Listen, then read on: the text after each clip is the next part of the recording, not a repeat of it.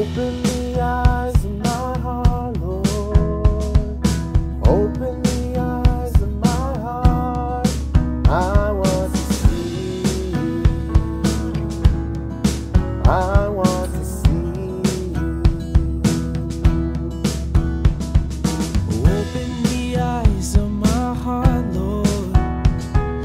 Open the eyes of my heart. I want to see you. I want to see you. To see you high and lifted up, shining in the light of your glory. Pour out your power and love as we sing holy, holy, holy. To see you high and lifted up, shining in the light of your glory. Pour out your power and love as we sing holy, holy, holy. Holy, holy, holy. Holy, holy, holy. Holy, holy, holy. I want to see you. Holy, holy, holy. Holy, holy, holy. Holy, holy, holy. I want to see you. Holy, holy, holy. Holy, holy, holy. Holy, holy, holy. I want to see you. Holy, holy, holy. Holy, holy, holy. Holy, holy, holy. I want to see you. To see you high and lifted up, shining in the light of your glory. Pour out your power and love as we sing holy, holy, holy. To see you high and lifted up, shining in the light of your glory. Pour out your power and love as we sing holy, holy, holy. Holy, holy, holy. Holy, holy, holy. Holy, holy, holy. I want to see you. Holy, holy, holy. Holy, holy, holy. Holy, holy, holy. I want to see you.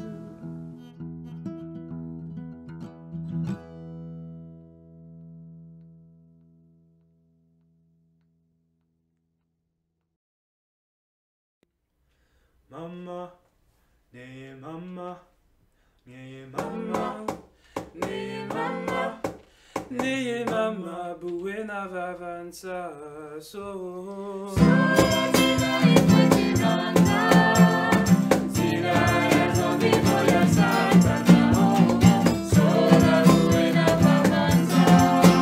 Nee mama, buena vavanza so.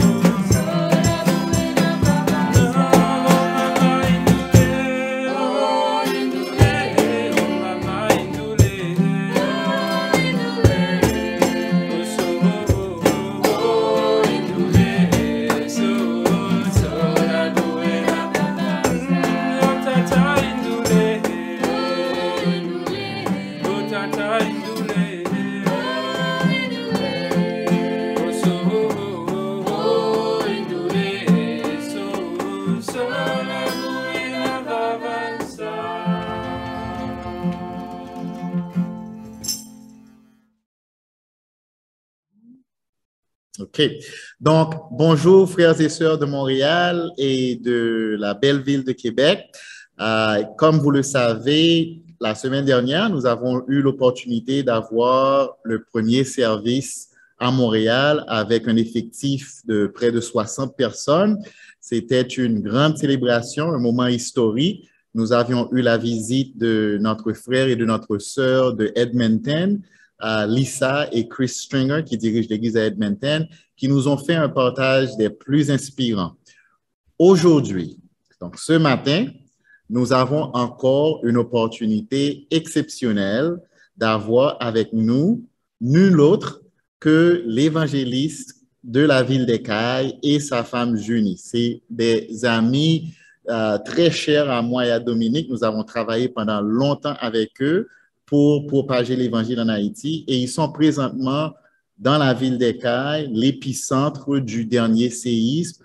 Et c'est tellement une joie et un honneur de les avoir avec nous. Ils vont partager des choses avec nous qui vont nous être très bénéfiques. Donc, bonjour Joël et Junie et bienvenue à Montréal, même si vous êtes à distance. Donc, bienvenue virtuellement à Montréal. Amen. Bonjour Stanley et bonjour mes frères et sœurs de Montréal. Donc, comme Stanley nous a déjà introduit, c'est Joël et c'est Julie, ma femme. Nous sommes très flattés de pouvoir partager avec vous quelques convictions, des choses qui nous ont aidés à grandir dans la foi et qui, pour lesquelles Dieu nous a vraiment bénis abondamment et nous sommes contents d'être là ce matin avec vous. Amen. Et ce matin, c'est sûr que nous allons parler d'un sujet extraordinaire, transformé par l'Esprit. N'est-ce pas un très bon sujet? Amen. Amen. Donc, comme vous pouvez le constater, le format ce matin est différent de ce qu'on fait typiquement.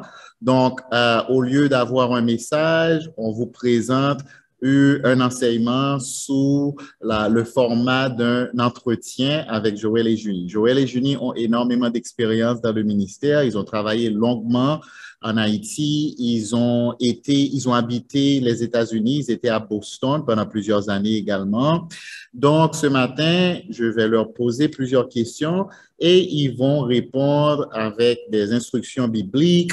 Ils vont parler de leur expérience personnelle, familiale, et tout ça sous le thème de être animé de l'Esprit, être transformé par l'Esprit. Donc, sans plus tarder, j'aimerais commencer par un mot de prière. Et Joël, j'aimerais t'inviter à prier pour nous pour commencer notre temps ensemble. OK, merci Stanley. Prions ensemble. Seigneur, nous te disons merci pour cette opportunité que tu nous donnes d'être là virtuellement avec les frères et sœurs de Montréal. Nous te prions de bénir ce moment que nous allons passer ensemble. Amen. Permets à ce que nous puissions être inspirés par ce qui va être dit, non pas parce que c'est moi qui vais le dire ou Julie qui va le dire, mais parce que c'est ton esprit qui va le dire à travers nous. Amen. Demandons pardon pour nos fautes. Nous te remercions infiniment pour Jésus. Nous te prions en son divin nom. Amen. Amen. Amen. Merci Joël pour cette belle prière édifiante. Donc, pour commencer l'entretien, j'aimerais juste commencer par le commencement, commencer par les introductions. Parlez-nous un peu de votre cheminement spirituel. Ça fait depuis combien de temps que vous êtes disciple? Ça fait depuis combien de temps que vous travaillez dans le ministère? Et qu'est-ce qui vous a amené à vivre dans la belle ville d'Écailles aujourd'hui? OK, là, c'est une longue histoire. En fait, je vais résumer. Je suis devenu un chrétien en 92, en septembre 92. Donc, bon, comme tout chrétien, je m'appliquais à faire ce que tout chrétien doit faire pour vraiment rester connecté à Dieu. C'est-à-dire, je prends mon étude biblique au sérieux. Je fais de mon mieux pour avoir toujours mon temps de prière. Amen. Donc, en fait, je crois que c'est un élément clé qui m'a soutenu dans la foi de 92 à aujourd'hui. 92. Donc, c'est le secret. Maintenant, pour le ministère, je suis devenu un chrétien 92, 2 ans après. j'avais vraiment un goût particulier pour étudier la Bible avec les gens parce que je voyais comment Dieu a travaillé dans mon cœur, les changements qu'il a opérés dans ma vie, dans mon caractère. Et ça m'a inspiré pour dire que, mais est-ce que je faisais la même chose que les frères m'ont aidé à faire?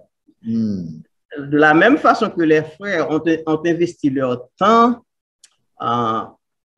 leurs ressources pour me prendre du point A et m'emmener à ce point X, et si je fais la même chose? C'est ainsi que un jour, je me suis approché de l'évangéliste qui dirigeait à l'église. Je voudrais faire la même chose que toi. Amen. Il m'a dit, OK, si tu veux faire la même chose que moi, commence à le faire aujourd'hui. Je lui ai dit, OK. Et puis de là, je commence à partager ma foi comme jamais avant. Donc, dans mon travail, tous les gens qui me voient me disent, voici le prophète. Et puis, c'est ainsi que ça a commencé. Ensuite, peu de temps après, il y avait une équipe qu'on préparait pour la ville du Cap. On allait envoyer une équipe missionnaire. C'était la première équipe qu'on allait envoyer à travers Haïti. Donc, je faisais partie de cette équipe-là. Donc, on a été là et Dieu a béni l'Église abondamment. Donc, je vais laisser à Junie le soin de dire quelque chose. Juste. Amen. Pour moi, ma relation avec Dieu, c'est toute une histoire d'amour. Donc, passionnée pour la danse, je dansais, je passais tout mon temps à danser parce que c'était ma passion. Mais quand j'ai rencontré des disciples qui m'avaient invité à l'église, je me souviens, c'était peut-être, j'ai pris 6 mois environ pour venir à l'église. Donc, quand je suis venue à l'église, j'ai commencé à étudier la Bible, j'ai été baptisée en mai 95. Dieu a fait des miracles dans ma vie. Me connaissant une personne orgueilleuse, une personne égoïste qui ne voit que moi-même, parce que j'ai grandi avec mon père qui était un militaire. Donc, il m'enseignait des choses comme tu dois te battre dans la vie pour t'aider toi-même, ne jamais demander, ne jamais baisser la tête. Donc, tu dois aider les autres. Les autres doivent te demander, mais toi, jamais. Mais quand je suis devenue disciple, j'ai réalisé que c'est vrai qu'on ne peut pas être esclave des autres, mais si on doit demander, il n'y a pas de mal à cela. Si on a besoin, on appelle ça l'humilité. Donc, dès que j'ai été baptisée en 95, eh bien, c'est toute une histoire d'amour qui a commencé. Donc, j'ai commencé à aimer, j'ai commencé à aider, j'ai commencé à servir les autres. Non seulement pour les aider de façon spirituelle, mais je les aidais, Dieu m'utilisait pour les aider également socialement, financièrement. Donc, la passion est toujours là. 25 ans après, la passion n'a pas changé malgré le tremblement de terre, malgré tout ce qui se passe autour de nous. Dieu garde encore, me donne encore cette passion pour continuer à aimer, à aider et à servir les gens autour de moi. Amen. Amen. Quel partage inspirant. Ça me fait penser à 2 Corinthiens 5, verset 17, où Paul dit, « Si quelqu'un est en Christ, il est une nouvelle créature. Voilà, toutes choses sont devenues nouvelles. » Puis c'est exactement ce que votre partage illustre. C'est un changement radical de votre façon de voir le monde, de votre façon de penser, de votre façon de voir la vie et de vos aspirations. Donc, en devenant chrétien, vous avez, ou Dieu plutôt, a complètement changé le cours de votre vie et vous avez décidé de vivre une vie qui sera au service de Dieu et au service des autres. Donc, c'est super inspirant. Parlez-nous un peu de qu'est-ce qui vous a amené à la ville d'Écailles? Comment avez-vous atterri à la ville d'Écailles? Et puis, depuis combien de temps êtes-vous à la ville d'Écailles? Yeah. Donc, en 2014, donc, on a eu une expérience au Cap-Haïtien. Ensuite, je suis revenu à Port-au-Prince. J'ai été entraîné là pour devenir un évangéliste. J'ai travaillé avec le ministère pendant des et des années. Mais en 2014, en 2010, après le tremblement de terre, Junie et moi, nous avons donné le meilleur de nous-mêmes pour aider l'Église dans cette crise aiguë. Une pensée qui m'a toujours inspiré et qui m'inspire encore à chaque fois que je me trouve dans des situations de crise, je me suis toujours dit que Dieu est mon papa. Donc, il a le secret des crises. La plus grande crise que le monde ait jamais connue, Dieu l'a résolue en envoyant son Fils pour vraiment nous retirer du bourbier des péchés. Donc, je me suis toujours dit, si Dieu m'a mis au milieu de cette crise, que ce soit une crise pour ma vie personnelle, quelque chose qui concerne ma famille, ou bien une crise un peu plus globale qui concerne l'Église et même le pays, je peux toujours faire une chose si je dépends de Dieu, parce que lui, il a le secret des crises. Donc, c'est ainsi que, après le tremblement de terre, nous avons donné corps et âme avec l'aide des frères et sœurs internationalement. Nous avons aidé l'Église à sortir de la crise. Mais après 4 ans, donc ma femme et moi, nous étions complètement épuisés. Et nous avons réalisé la chose qui serait meilleure pour nous, c'est de sortir un peu du ministère, aller nous ressourcer. Parce que je pense que notre mariage était un petit peu saccagé à cause de ça. Ce ne sont pas des choses que des gens ont vues, mais dans la réalité, je n'étais pas ce mari que Dieu a voulu que je sois pour elle. Tout comme elle n'était pas cette femme, parce qu'on était tellement ballottés par les différentes circonstances, par les différents événements. Finalement, on n'a pas eu le temps d'être gentils l'un avec l'autre, d'être patients l'un avec l'autre. Donc, je crois que c'était l'une des choses, des meilleures choses qui étaient arrivées dans notre vie en quittant le ministère un peu pour aller à Boston. Cela nous a permis de nous reprendre en tant que couple, mais également cela nous a rafraîchis spirituellement. Donc, c'est je dirais, un bon apprentissage pour nous. Donc, je crois que grâce à ça, nous sommes retournés mieux que lors que nous quittons Haïti. Pas la peine de répéter ce que Joël a dit, c'est vrai, c'est ça.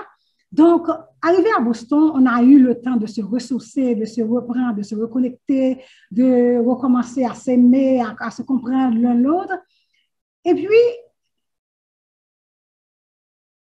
Dieu a mis dans notre cœur la façon d'aider, de continuer à aider, à continuer à rêver pour notre pays. On recevait des coups de fil un petit peu partout, de ça et là, des frères et sœurs, et on ne cessait pas de prendre les nouvelles d'Haïti, de savoir est-ce qu'il y avait des besoins, comment étaient nos frères, comment étaient nos sœurs. Et on avait réalisé qu'il y avait un besoin dans le sud. Alors, Joël est né dans le sud, moi dans le nord, mais on avait réalisé qu'il y avait un grand besoin dans le sud. Et on a prié, on a reçu la proposition de venir ici dans les cailles pour aider, pour servir l'Église. Joël et moi, nous avons pris le temps pour prier, pour jeûner, pour parler avec les garçons. Et puis, on a décidé, on a dit, Dieu, donne-nous 3 signes. Donne-nous 3 signes et ces 3 signes-là vont nous révéler, vont nous montrer, vont nous prouver que tu veux qu'on retourne en Haïti. Effectivement, Dieu l'a fait.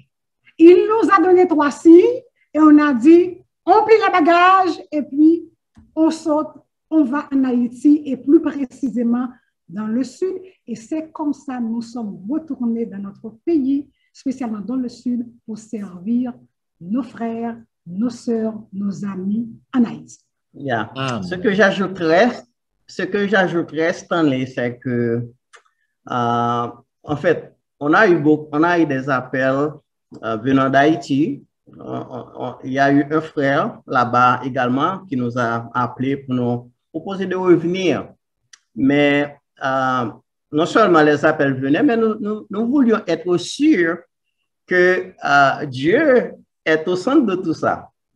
Et puis, c'est ainsi qu'il nous vient à l'idée de faire un tirage. Et puis, nous avons dit à nos garçons, il y a 3 possibilités. La première possibilité, c'est de rester aux États-Unis. La deuxième possibilité, peut-être, c'est d'essayer d'immigrer au Canada. Et la troisième possibilité, de retourner en Haïti. Nous allons faire un tirage pour savoir où est-ce que nous allons vraiment. Les garçons disent, bon, dans ce tirage-là, moi-même, je ne suis pas là-dedans. Et puis, Juni, nous avons fait le tirage. Juni a fait le tirage, je dormais, parce qu'il a fait, il a mis 3 papiers. Il a tiré un, le papier dit Haïti. Quand je me suis réveillé, il a dit, OK, maintenant c'est ton tour. Il a secoué les 3 papiers. Ensuite, j'ai pris un, le papier a dit Haïti. OK. Elle a dit, OK, il n'y a pas de négociation, il est clair, nous allons en Haïti. Et puis, c'est ainsi que nous avons fait confiance à Dieu. Malgré le pays était difficile, nos parents de là-bas nous disent, mais vous êtes fous là. Comment pouvez-vous penser à aller à Haïti? Vous pouvez aller n'importe où vous voulez, mais pas en Haïti. Donc, nous leur avons répondu que c'est de la volonté de Dieu d'aller en Haïti. Nous n'allons pas résister à ça. Et puis, c'est ainsi que nous sommes revenus ici. Une autre chose que je vais vous dire, en revenant ici, je me suis dit, mais Okai, c'est la ville paisible, c'est la ville où il n'y a pas d'insécurité, c'est la ville relativement au reste du pays, c'est une ville où l'on peut vivre. J'ai dit, merci Dieu de nous avoir amenés dans la ville d'Okai. Je vais passer tout le reste de ma vie ici en paix, bâtir l'église, parce que ici, c'est la ville la plus paisible, il n'y a pas de problème. Et puis, donc, voilà, un bon matin, nous nous sommes réveillés, Julie et moi, après avoir fait notre dévotion, et puis la terre s'est mise à trembler. Donc, l'ironie du sort, c'est qu'en 2010, quand la terre avait tremblé la première fois cette année, nous avons envoyé nos 2 garçons ici au Caille. Parce que c'était un lieu sûr, la terre n'avait pas vraiment, le tremblement de terre n'avait pas vraiment touché les Cailles. Donc, c'était un lieu de refuge où tout le monde pouvait venir. Nos 2 garçons étaient venus ici. Ils étaient habités avec les Timo pour 2-3 mois. Maintenant, nous sommes venus ici, au Caille, qui était ce lieu sûr en 2010. Et voilà maintenant, la terre s'est mise à trembler ici au Caille. Maintenant, Port-au-Prince n'est pas touché. Quelle est la question? Quel est le point? Le point de tout ça, nous n'avons pas de contrôle. La seule chose que nous pouvons faire, c'est de nous assurer que dans notre relation avec Dieu, nous sommes OK. Peu importe ce qui arrive, peu importe le lieu, peu importe les circonstances, nous devons être sûrs que nous et Dieu, Dieu et nous sommes main dans la main. Voilà la chose, la plus grande leçon que j'ai tirée de cette situation-là. Wow. Amen. Ce que je peux ajouter, ça veut dire, ça fait exactement 1 an et demi depuis que nous sommes dans la ville d'Okai. Et c'est comme si Dieu a tout préparé pour ce jour-là, pour le tremblement de terre. Joël s'est réveillé, s'était réveillé à 3 heures du matin pour prier. Je me suis réveillée à 5 heures du matin pour prier. À 6h30 du matin, on a prié ensemble, demandant à Dieu de pardonner nos fautes, nos péchés, nos erreurs, les fautes des disciples, les fautes d'Haïti, les péchés de notre pays. Et on demandait pardon, on demandait pardon, on demandait pardon.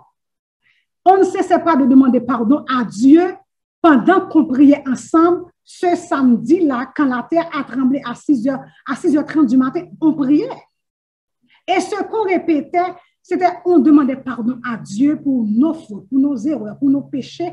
Et on disait à Dieu, Dieu, nous savons que nous sommes des chrétiens. Nous te servons, nous te louons, mais nous savons aussi que nous sommes des pécheurs.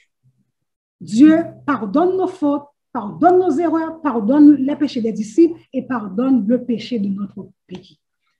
Nous nous demandons, je ne confirme pas, je ne suis pas Dieu, nous demandons, est-ce cette prière qui nous a sauvés? Est-ce cette prière qui a sauvé les 2 garçons? Est-ce cette prière qui a sauvé les disciples de la ville d'Okai? Parce que même pas un seul n'est pas mort, pas un seul est blessé. Wow. Donc, était cette prière? Dieu seul sait. Mais nous avons mis du temps pour demander pardon pour nos fautes, nos péchés, nos erreurs, ainsi que les péchés, les fautes du pays et de la ville des Cailles. Et c'est pour ça que nous sommes sains et saufs aujourd'hui et pour témoigner à tous nos frères et sœurs de la ville de Montréal. Donc, nous donnons gloire à Dieu que parce que nous sommes vivants, nous sommes là. Yeah. Wow. Quel témoignage puissant, on doit dire gloire à Dieu. Puis votre exemple est à la fois inspirant et défiant. Pour faire un petit retour, je me rappelle en 2010, vous dirigiez l'église à Port-au-Prince.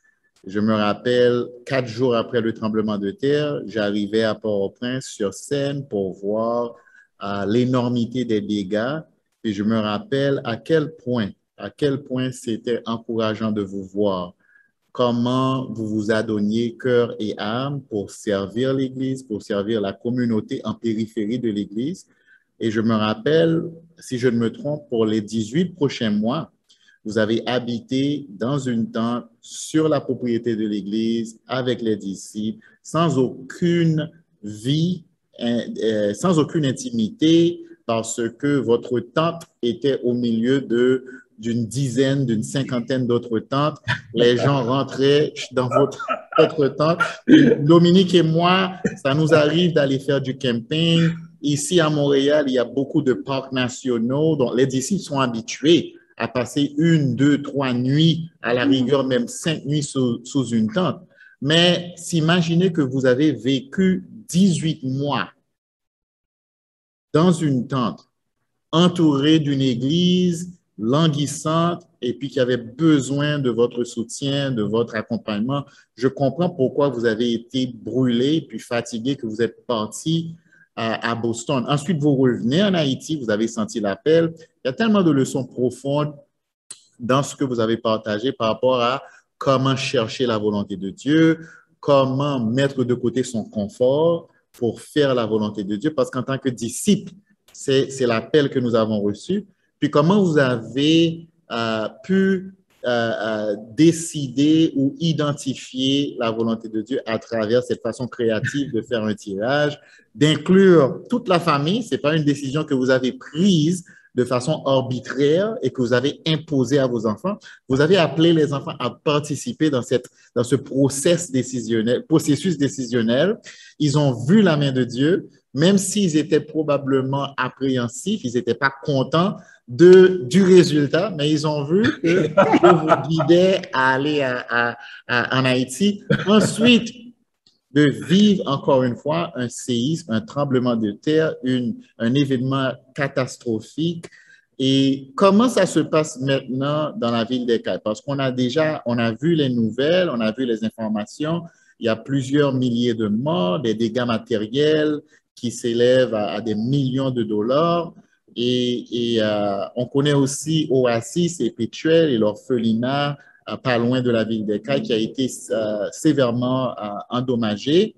Donc, décrivez-nous un peu la situation actuelle, puis qu'est-ce que vous faites pour remédier à la situation? Yeah. La situation actuelle est telle que les gens sont dans les rues. Tout le monde dort à la belle étoile. À part quelques rares personnes qui ont peut-être un garage comme le mien. Donc, nous nous sommes mis dans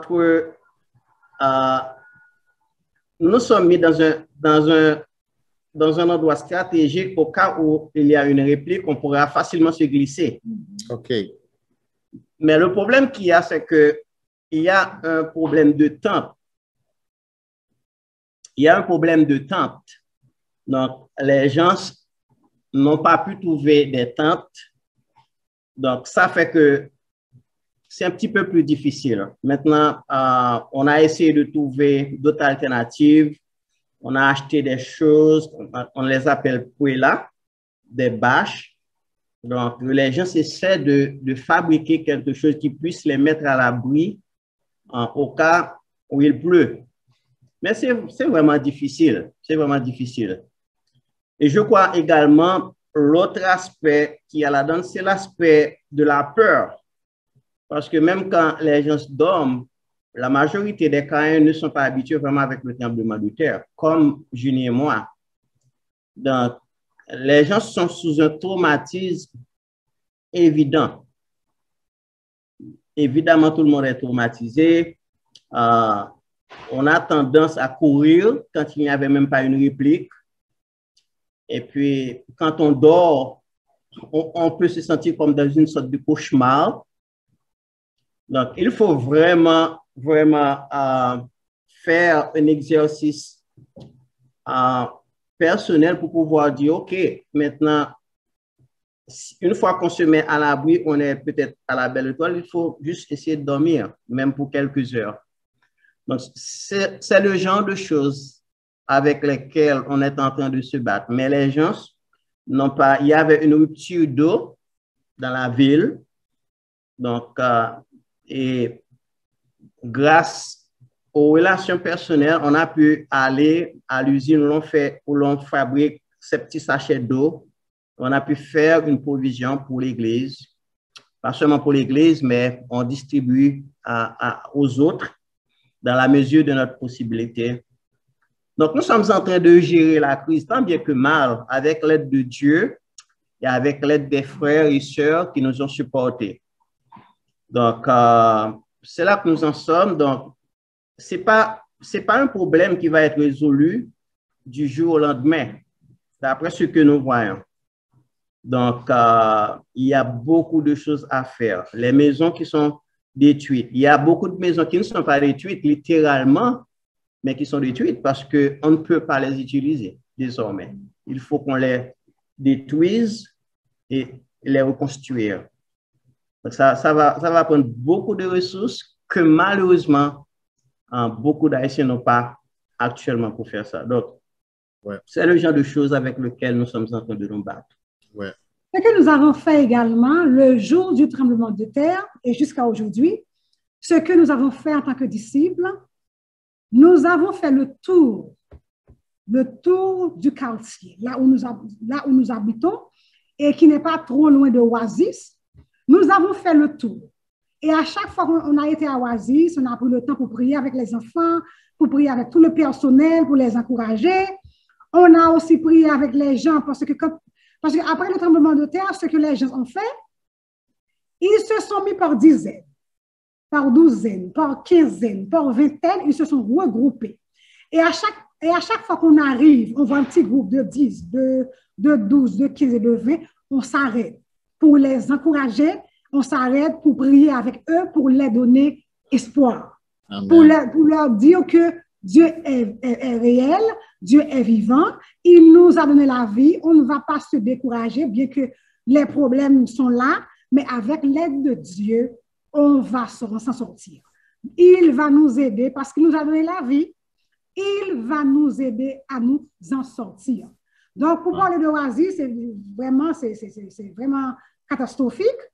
Vraiment la ville des Cailles.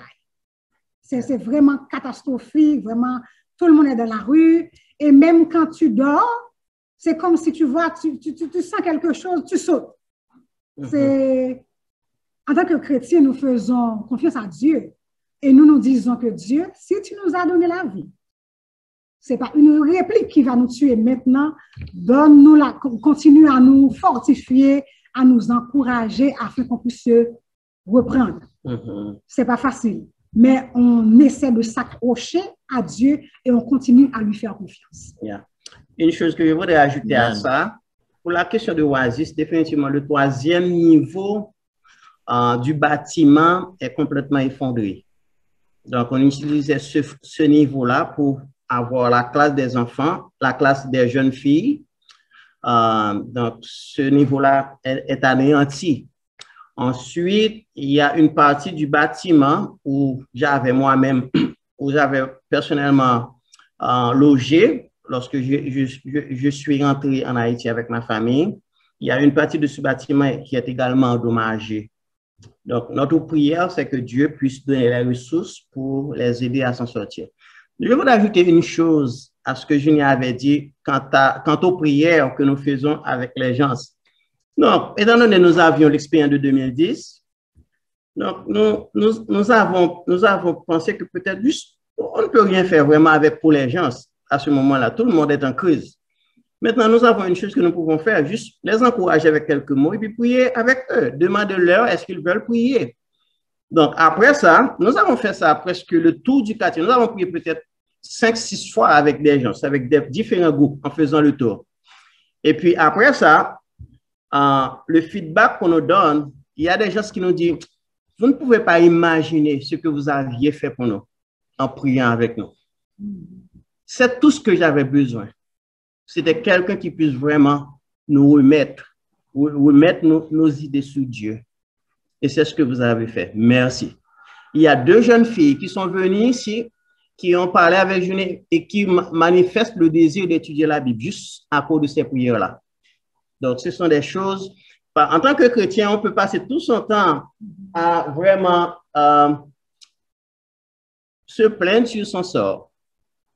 Quand nous avons beaucoup de choses à donner, il suffit de décider qu'on va donner le peu que vous pouvez. Une prière, un petit mot d'encouragement, un verset biblique, ça peut faire une différence que tu ne peux même pas imaginer que ça laisse produire. Donc, nous sommes là et nous sommes contents que Dieu a pu nous utiliser à ce niveau-là. Amen. Amen. J'aimerais, en fait, ce matin, je l'ai déjà communiqué à Joël, j'aimerais te le communiquer également, Junie, c'est que en tant que vos frères et sœurs qui vivons en Outre-mer, on prie pour vous, on essaie de vous soutenir. Déjà, il y a eu une réponse nationale au niveau des églises canadiennes. On a lancé l'appel et les disciples ont répondu favorablement et généreusement. Déjà, il y a eu une première collecte et il y a plusieurs milliers de dollars qui ont été ramassés. Ça continue encore pour cette semaine. Donc, c'est vraiment encourageant de voir à quel point les chrétiens ont répondu à l'appel. Ensuite, du côté de Haitian Support aux États-Unis, il y a eu aussi des dons qui ont été faits. Et même l'Église de Montréal va envoyer une somme d'argent aussi pour les cailles. Et nous voulons vous communiquer à quel point nous sommes solidaires avec vous. Nous voulons vous appuyer, nous voulons vous accompagner dans ce moment difficile. On n'est pas sur place, on fait ce qu'on peut. Vous êtes sur place, vous êtes des acteurs importants dans le développement de cette crise. Donc, on veut, à travers la prière, vous soutenir, puis à travers des moyens, ressources matérielles aussi pour vous aider à faire ce travail. Donc, on sait que ce matin même, il y a eu des secousses, parce que tantôt, Junie nous le disait, qu'il y a eu des secousses et qu'à n'importe quel moment, il peut encore avoir des répliques, des secousses, et vous devez quitter la maison en courant. Donc, je ne veux pas m'imposer encore plus sur votre temps, mais avant de vous laisser partir, je sais que Joël, tu es un évangéliste, un prédicateur de la parole. Junie, tu es une conseillère de femmes, tu diriges les femmes, tu construis des ministères de femmes depuis des décennies. On ne peut pas vous laisser partir sans prendre quelques minutes, quitte à prendre juste une dizaine de minutes même, pour que vous nous donniez un enseignement sur comment être animé de l'esprit et comment même laisser les épreuves nous transformer à l'image de Christ. Donc, je vous cède les prochaines minutes. Donnez-nous un enseignement biblique par rapport à qu'est-ce que ça veut dire pour vous d'être transformé, d'être animé de l'esprit. OK. Transformé par l'esprit suggère l'idée qu'on est dans un processus où l'esprit nous moule, l'esprit nous pétrit, l'Esprit Saint nous façonne à sa guise. Et le but final, c'est que on peut, à la fin de la journée, être comme Christ. Une écriture qui me vient à l'esprit, c'est Jérémie 18, où la Bible nous dit que nous sommes dans la main de Dieu, ce que l'argile est dans la main du potier. Donc, c'est quelque chose qui est fondamental pour notre foi de savoir que nous sommes dans la main de Dieu. Personne ne peut être dans la meilleure main que celle de Dieu. Amen. Maintenant, être dans la main de Dieu ne veut pas dire que les choses seront toujours en rose, tout ira toujours bien. Non.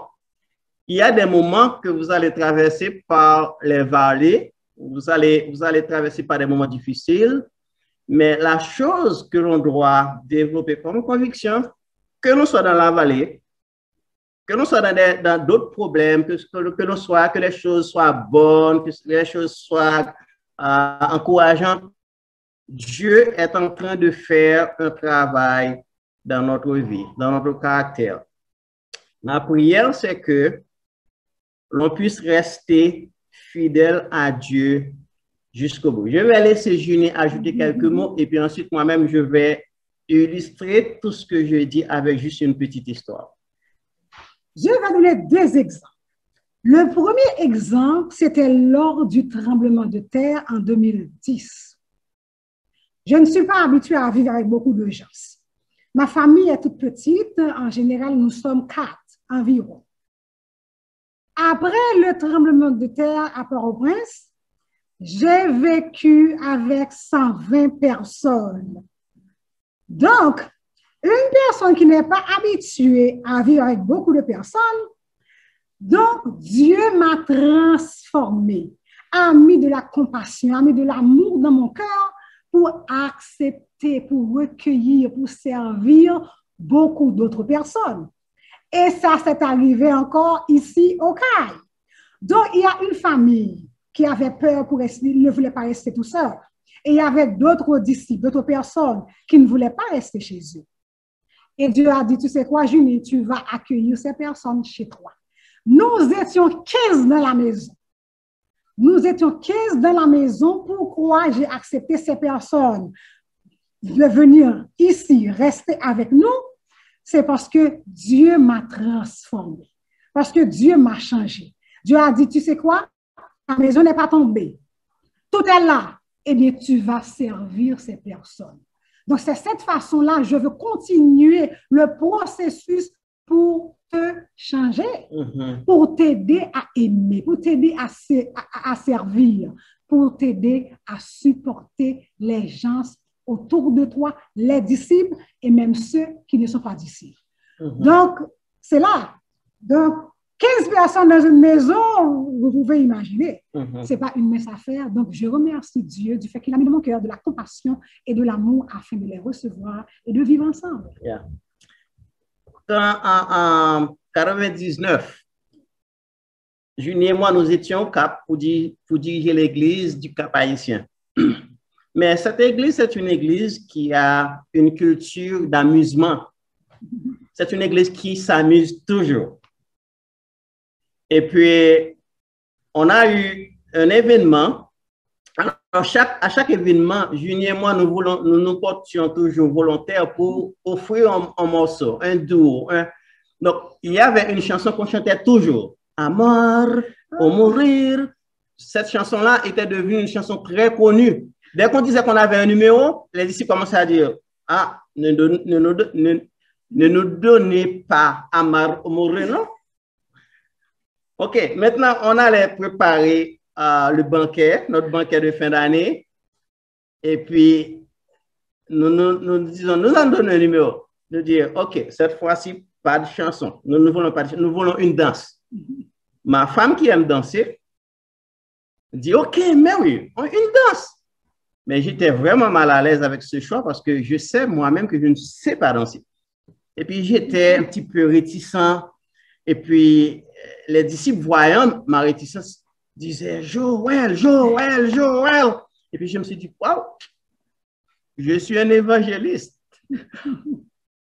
Je dois donner l'exemple de renoncement de soi. Et puis, c'est ainsi, j'ai eu la foi, j'ai dit, OK, on va danser. Mais maintenant, c'était la première semaine de décembre. Donc, on a eu des répétitions avec Junie. Junie s'en chargeait de m'entraîner pour que je sois prêt pour la danse. On allait danser une cha-cha-cha. Donc, dans ces moments de répétition, parfois je piétinais Junie. Parfois, mes genoux heurtaient ses genoux. Donc, il y avait une tentation constante dans mon cœur d'arrêter, de trouver quelque chose à offrir. Mais Junie disait, non, nous n'allons pas arrêter parce que nous avions donné nos mots aux disciples. En plus, quand tu danses, même si tu me frappes, même si tu me piétines, ne t'arrête pas en dansant. Continue à faire des mouvements, même sur place, jusqu'à ce que tu puisses te reprendre, mais ne t'arrête pas. Tu connais une chose? Tu me demandes peut-être comment ça s'est fini. La bonne nouvelle, c'est que on a eu une belle danse, tout s'est bien passé. Donc, le point dans ça, c'est que le jour où nous avons pris la décision de suivre Jésus et de dire que Jésus est notre Seigneur et notre Maître, nous sommes dans une danse avec Dieu. Bien sûr, quelquefois, on piétinera Dieu. Bien sûr, quelquefois, on le heurtera. N'arrêtez pas. N'arrêtez pas. Il y a des jours où vous ne sentirez pas à l'aise de lire ta Bible. N'arrêtez pas. Vous ne voulez pas peut-être prier, vous n'avez pas le désir de prier. N'arrêtez pas. Essayez. Essayez. Vous n'avez peut-être envie de partager votre foi avec quelqu'un. N'arrêtez pas. Un jour viendra. Lorsqu'on sera au ciel avec Dieu, la danse sera complète et bonne. C'est ma leçon pour vous. C'est ce que nous sommes en train de faire, de continuer à faire à travers les temps difficiles. Donc, faites la même chose parce que tout le monde a ses propres défis. Je sais qu'à Montréal, il y a leurs propres défis. En Haïti, on a nos propres défis. Le monde est très bouleversé. Nous avons tous nos défis, mais n'arrêtez pas. Ma prière est que Dieu vous bénisse. Wow. Amen. Amen. Quel partage inspirant, les amis. Quel partage inspirant. Vous nous donnez beaucoup de matière à réflexion. C'est à la fois défiant, mais très encourageant, très inspirant. On vous aime, vous êtes des gens incroyables, des disciples exemplaires. Et le fait de vous voir œuvrer à nouveau en Haïti, dans la ville d'Écailles, de suivre la direction de l'Esprit, malgré les difficultés, malgré les défis, et de garder votre beau sourire, de garder votre joie et de semer le royaume là où vous êtes à travers les circonstances les plus difficiles, les plus précaires. C'est un appel, vos vies sont c'est une illustration puissante de l'Évangile. Donc, on est avec vous, on va continuer de prier pour vous, on va continuer de vous appuyer et on espère que vous pourrez bientôt nous visiter en présentiel à Montréal pour faire connaissance avec cette église qui prie pour vous, cette église qui vous aime et cette église qui demande à Dieu de vous bénir et d'accomplir de grandes choses dans votre vie personnelle, familiale et aussi au niveau de l'église. Donc, je vous remercie pour votre temps, les amis. Est-ce que vous avez un dernier mot avant de nous quitter? Permettez-moi seulement de dire merci à tous nos frères et sœurs qui nous ont supportés. Malheureusement, je n'ai jamais eu l'occasion de leur remercier directement par ma bouche. Donc, je veux le faire aujourd'hui. En 2010, vous nous avez vraiment supportés. Et je sais que vous êtes encore sur le point de nous supporter. Merci, merci beaucoup. Ma prière, comme Stanley l'a dit, c'est que bientôt, je pourrai venir en personne avec Junie pour vous dire merci de personne, de face à face. Amen. En guise de remerciement, je dirais, je t'aime de l'amour du Seigneur. Je t'aime de l'amour du Seigneur. Je vois en toi la gloire de mon roi. Oui, je t'aime de l'amour du Seigneur. Je t'aime, je t'aime. Merci, merci. Merci les amis, que Dieu vous bénisse. Et puis je fais un rappel à l'Église de Montréal que nous soutenons la mission de Joël et de Junie dans la ville d'Écailles et l'Église compte au-delà de 50 disciples maintenant. 51. 51 disciples et vous êtes très impliqués dans la ville avec des activités à caractère bénévole pour amener le royaume. Continuez votre bonne œuvre. On vous aime. Que Dieu vous bénisse, les amis. Merci bien, merci bien. Que Dieu vous bénisse également. Bye bye.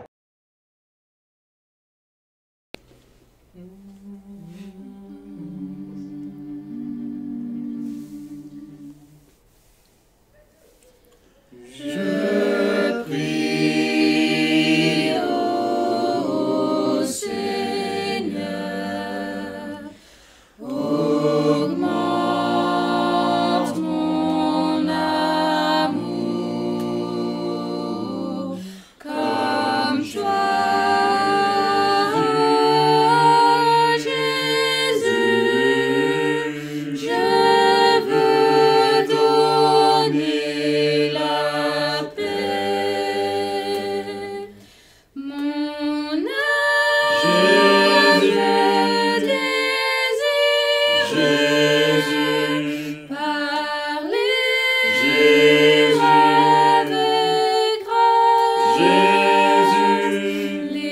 Les yeux mon petit à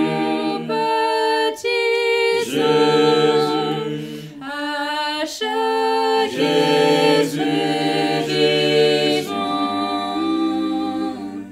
Mon âme désire parler avec grâce. Les yeux mon petit à chaque guérison. Je prie au Seigneur, augmente mon amour comme toi, Jésus. Je veux donner la paix. Mon âme désire parler avec grâce.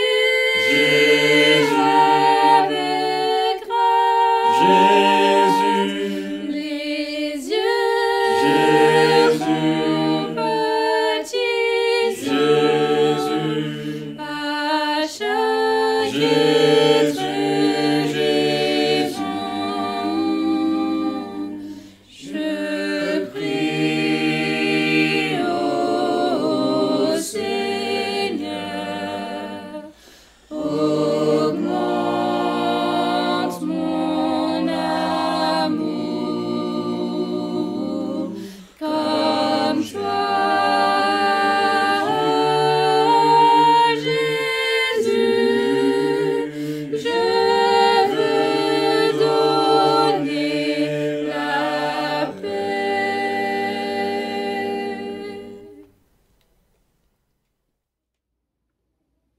Bon matin tout le monde, merci de vous être rejoints à nous. Merci beaucoup à Joël et Junie pour ce magnifique partage.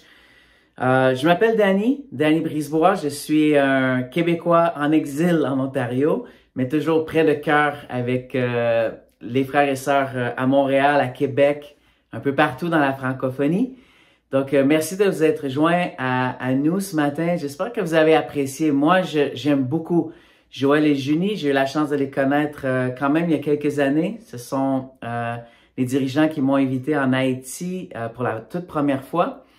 Et j'ai beaucoup apprécié leur partage.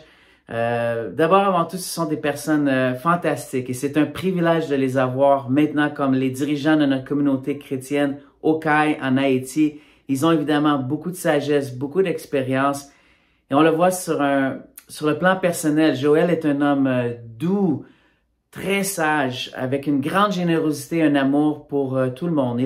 Il joue d'une très grande et très positive réputation partout en Haïti et déjà au CAI, son impact est fulgurant. Donc, nous sommes très reconnaissants pour lui. Évidemment, nous aimons beaucoup la profondeur de ses connaissances, sa passion pour la parole. Et que dire de Junie, une femme avec une belle joie de vivre, passionnée par la vie, par Dieu, mais aussi une femme avec une grande force, une grande discipline. Et évidemment, elle a partagé ce matin de son amour pour la danse et déjà depuis qu'elle est arrivée au CAI, elle s'est impliquée beaucoup avec les enfants de l'orphelinat et de l'école avec sa danse. Elles ont organisé des événements et les enfants l'aiment beaucoup. Donc, je suis très reconnaissant pour ces deux qui vont avoir un grand impact spirituel, non seulement pour les enfants d'Oasis, mais dans toute la communauté aussi. Déjà, l'Église grandit en nombre et en puissance. J'ai retenu beaucoup de points par rapport au message. Je ne sais pas comment vous avez apprécié, mais moi, une des choses qui m'a touché le plus, c'est quand ils ont partagé de leurs défis qu'ils avaient vécu en 2010 suite au tremblement de terre à Port-au-Prince, qui était absolument terrible. Ils ont vécu, eux et plusieurs personnes dans l'Église, une situation terrible. Mais Joël et Junie étaient tellement formidables, étaient tellement encourageants et inspirants pour tout le monde. Et j'ai apprécié quand Joël a partagé le secret des crises en disant et en se rappelant « Dieu est mon papa ». Dieu est mon papa. C'est tellement simple et évident, mais pourtant c'est important quand nous traversons des moments de crise de se rappeler « Dieu est mon papa ». Il connaît mes besoins. Il a la puissance et la capacité de pouvoir m'aider. Je dois m'appuyer sur cette vérité. Donc, merci pour votre belle confiance, expérience qui nous inspire ici au Canada, mais je sais qu'il inspire beaucoup de gens en Haïti. Merci à Staline de me donner l'opportunité de partager. Bon, comme vous le savez, nous avons commencé, ma femme et moi, un projet en Haïti il y a 5 ans, un projet d'orphelinat et d'école pour enfants défavorisés. Nous avons plus d'une centaine d'enfants sous notre charge. Et oui, malheureusement, le centre, l'école ont été gravement touchés par le tremblement de terre. Mais Dieu soit loué, aucune personne n'a été blessée gravement, personne n'a péri, ce qui n'est pas le cas de plusieurs personnes dans la communauté. Donc, dans un premier temps, nous voulons rendre gloire à Dieu et d'apprécier le fait qu'il nous a gardés en vie. Et donc, nous mobilisons toutes nos énergies et capacité à pouvoir venir en aide aux gens dans le besoin, distribuer la nourriture, des soins dans un premier temps.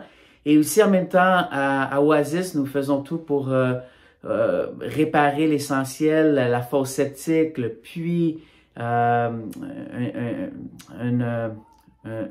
partie d'un immeuble qui s'est écroulé, qui accueillait des classes et le système de panneaux solaires. Bref, beaucoup de dégâts au centre de Oasis en tant que tel. Donc, nous avons besoin de beaucoup de sous. Donc, je vous remercie à l'avance pour votre générosité, pour votre aide. Nous avons besoin de vos prières d'abord et avant tout. On a confiance. Dieu est grand, Dieu est bon et il va savoir comment nous guider. Ma femme et moi espérons être en mesure de vous visiter très prochainement cet automne à Montréal afin de rencontrer l'Église, mais aussi peut-être d'organiser un événement pour sensibiliser à la cause. Donc, merci une fois de plus pour vos cœurs, pour l'invitation de partager. Merci à Joël et Junie. J'espère que vous avez bien apprécié. Rapidement, j'aimerais rappeler à tous les membres de l'Église qu'il y a une mi-semaine pour tous cette semaine, mercredi soir, par Zoom. Et tous les détails vont être annoncés demain, lundi, dans le courriel, le email hebdomadaire, ainsi que toutes les autres annonces.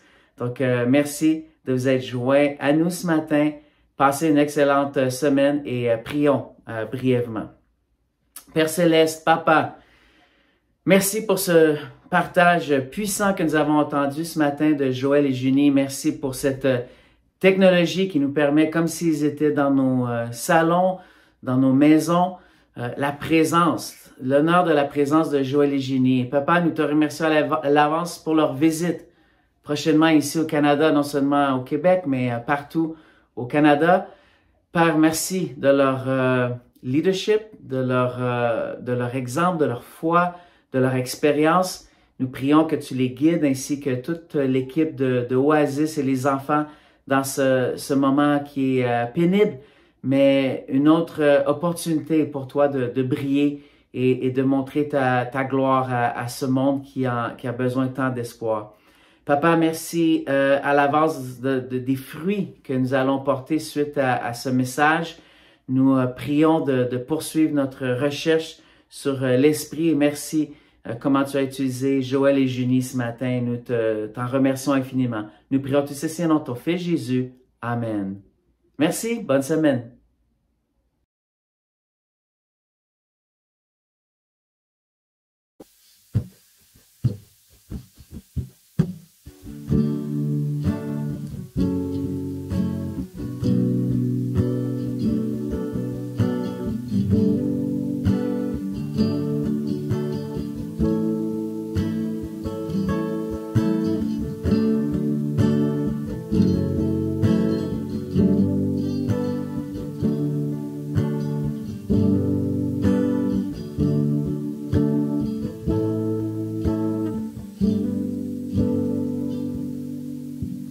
Cherchez d'abord le royaume de Dieu et cherchez sa justice